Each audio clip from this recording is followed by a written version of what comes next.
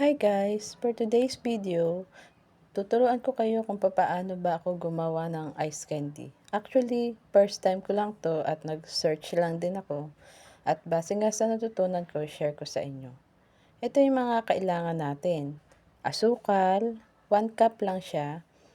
1 cup din ng cornstarch, pampapino ng ating ice candy.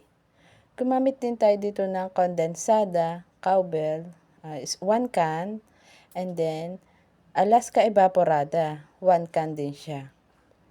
At para naman sa flavors natin, tatlo yung ginamit natin, grape, pomelo, at tang.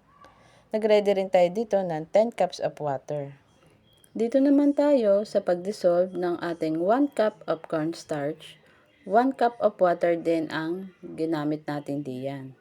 Para naman maiwasan ang pagkabuo-buo ng ating cornstarch kapag ilalagay na natin to sa pinakuluan nating tubig.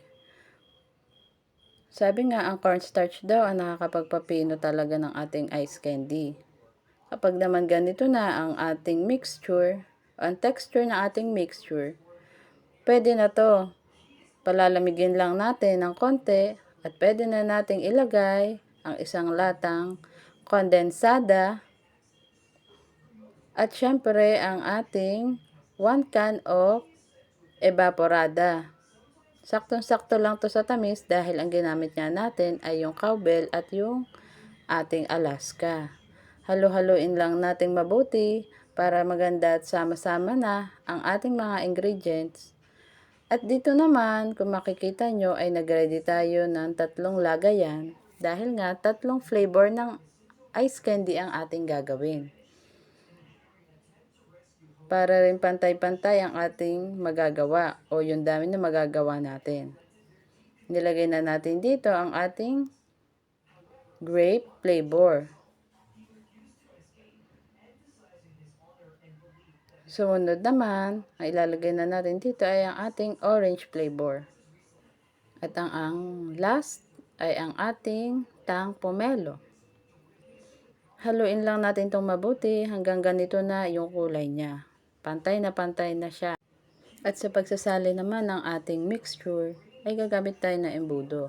Gumamit nga pala tayo dito ng plastic bags na 1 1/4 by 10. At ayan na, ito na, nagawa natin sa ating ice candy. Nakagawa tayo dito ng 56 pieces. Yan, maganda-maganda na ang kulay ng ating ice candy. And then, after overnight, ito na ang itsura ng ating ice candy. Ready to serve na to. Sana po ay may natutunan kayo sa ating video. See you po. Bye-bye!